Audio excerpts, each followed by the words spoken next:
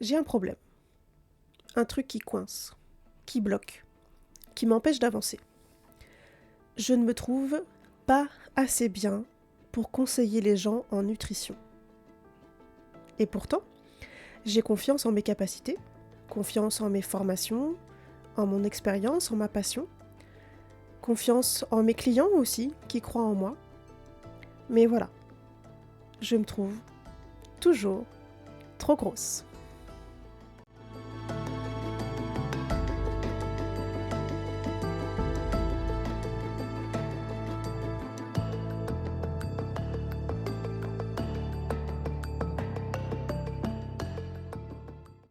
Bonjour à tous, vous ne me connaissez pas encore, je m'appelle Léa. J'ai créé NutriLéa pour aider un maximum de personnes à se sentir bien dans leur peau, en travaillant sur la nutrition, bien sûr, mais aussi sur les émotions, le stress et le sommeil, par exemple.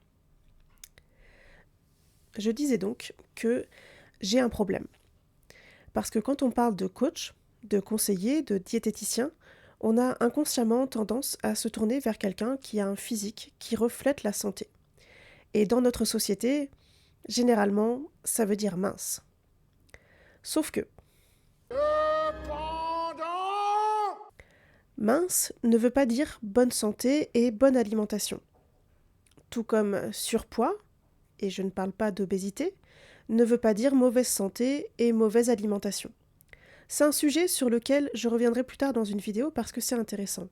Mais là, voilà mon problème, qui parlera peut-être à certains d'entre vous d'ailleurs qui ont le même parcours. Si vous me croisez dans la rue, vous allez voir une femme un peu en surpoids, ce que je suis, et c'est pas grave. Mais vous n'allez pas voir les souffrances derrière ça, les années à lutter, les dépressions, les troubles du comportement alimentaire et l'immense chemin parcouru jusqu'ici. Et c'est ça qui m'ennuie un peu plus. L'image que je renvoie, ou du moins celle que je pense renvoyer, ne correspond pas à celle que je suis aujourd'hui. Et c'est un peu pour ça que je fais cette vidéo, pour m'affranchir enfin de cette pensée limitante. Et parce que je suis sûre que vous êtes très nombreux à penser de la même manière, à vous dire que vous n'êtes pas assez bien pour ceci ou cela, à vous voir à travers le regard des autres, ou plutôt ce que vous pensez être le regard des autres, à faire tourner en boucle des paroles qu'on vous aurait balancées, du genre arrête le McDo, fais du sport, t'as pas de volonté. Et là je parle du surpoids, mais c'est pareil pour vous qui vous pensez trop maigre, à vous qu'on appelle squelette ambulant, ou à qui on dit ben t'as qu'à manger plus. Non, stop. Stop, on arrête ça. Je suis pas venue ici pour souffrir, ok? On arrête de se faire du mal, on arrête de se penser trop ceci ou pas assez cela. On se libère de nos croyances limitantes. Ouais, plus facile à dire qu'à faire. Hein. Déjà, les croyances limitantes, c'est quoi? Les miennes, par exemple, qui m'ont empêché pendant longtemps de produire cette vidéo et d'ouvrir cette chaîne YouTube, sont « Tu n'es pas assez bien pour ça ».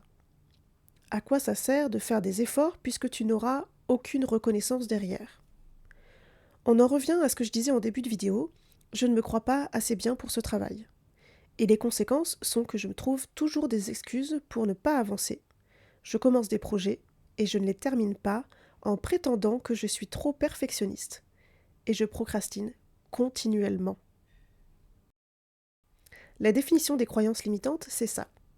Un état d'esprit ou une croyance à votre sujet qui vous freine d'une manière ou d'une autre. Alors, comment changer les choses? Eh bien, déjà, en les identifiant, ces croyances. C'est le premier boulot sur lequel vous devez vous pencher.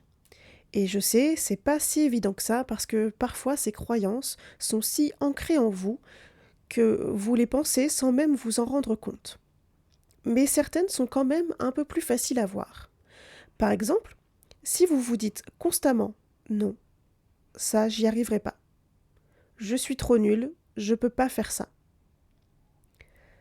Arrêtez-vous 2 minutes là-dessus et posez-vous la question, sincèrement, profondément, du pourquoi vous ne pouvez pas faire ça.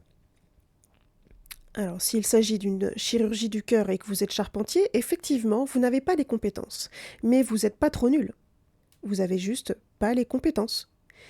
Et si la réponse au pourquoi, c'est juste que vous êtes trop nul, eh ben, ça doit vous alerter. Et vous devez aller chercher plus loin pourquoi vous vous pensez trop nul. Et là, c'est à vous de faire le travail d'introspection, ou bien avec l'aide d'un psy. C'est bien un psy. Pour changer votre état d'esprit et retrouver la confiance en soi. Un autre exemple de croyance limitante, c'est « je n'ai aucune volonté ». Là encore, demandez-vous ce qui vous a amené à ça. Est-ce une suite d'échecs et d'objectifs pas atteints? Est-ce parce qu'on vous l'a dit plusieurs fois? Dans le cadre d'une perte de poids, on peut entendre ça souvent. Ça peut être facile de se dire « je n'arriverai jamais à perdre du poids parce que je n'ai pas de volonté ». Pourquoi? Si vous avez déjà essayé de perdre du poids et que vous n'avez pas réussi, ce n'est peut-être pas à cause de la volonté. Peut-être que vous avez suivi un régime trop strict ou peut-être que vous vous êtes fixé des objectifs trop gros. Dans tous les cas, le fait de vous dire que vous n'avez pas de volonté vous empêche d'avancer. Et bien souvent, on se retrouve malheureux.